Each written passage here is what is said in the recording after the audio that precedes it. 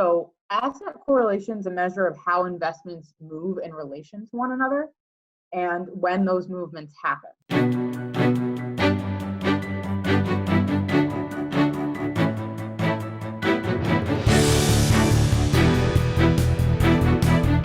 Before we get started, make sure you subscribe to our channel, and if you're on YouTube, make sure you click on the bell notification so that you get notified of all of our upcoming videos.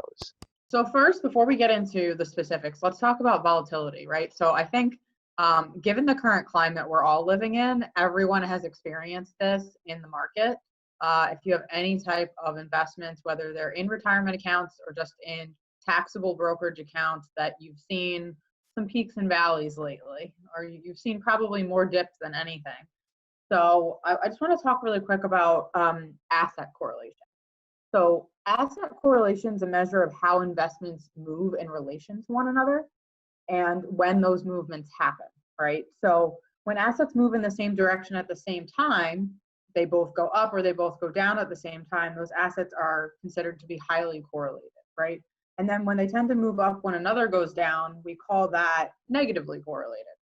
So basically the importance of diversification is to also consider having a combination of correlated and non-correlated assets in your portfolio so that you don't have everything in that one bucket where everything's going to either go up or down. So you want to have some stability over time where you have some assets that are negatively correlated to others, so that if some are being affected in a negative way, others are more stable or not being as negatively affected. So you can see here on the bottom, basically under what's known as modern portfolio theory, by investing in asset combinations that are not correlated, you can reduce the overall risk in your portfolio over time and even potentially boost your overall returns, right? So that's what we're kind of talking about here. And we'll talk about how self-directed IRAs fit into that, but I just wanted to cover that concept first, especially because I think it's affecting everybody right now, and it's really important to understand that there are some differences here. So this chart will sort of provide you a demonstration of what that looks like in the most recent recession that we had in 08 and 09. You can see here what percentage of portfolios value was retained depending on how they were invested. So the bottom, if you were in the overall market taken from the S&P 500, you retained 66 or about 67% of the value. If you had a traditional portfolio, which is basically stock and bond allocations, you retained about 80% of your value.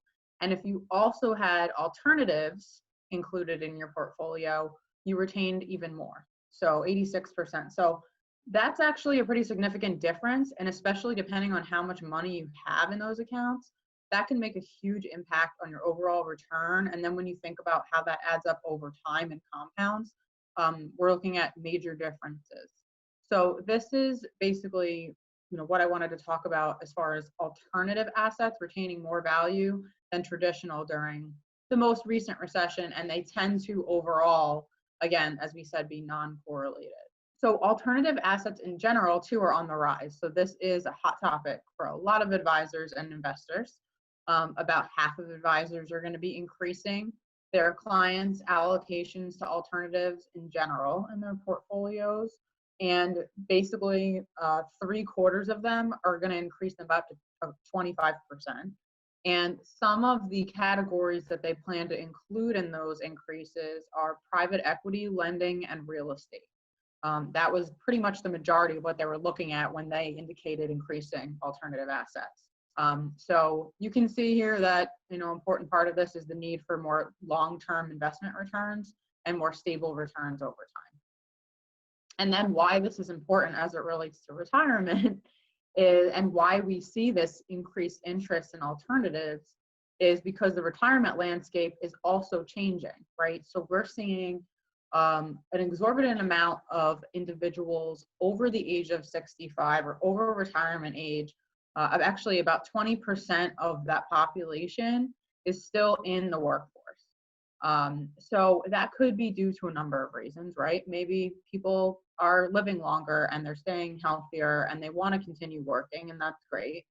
But we also know that that's not the only reason, right? So we know that there have been issues with, or there are issues with shrinking Social Security benefits, a lack of access to traditional pension plans or defined benefit plans, the types of retirement plans that would tend to kind of guarantee you. So what's happening is the gap between what you need to have saved for retirement and where we are is growing. And because of that, people just don't have enough money saved to be able to retire when they reach that age. So people are forced to continue working. And so what that essentially is doing is putting the onus on us as individuals to need to look for other ways to shrink that gap ourselves.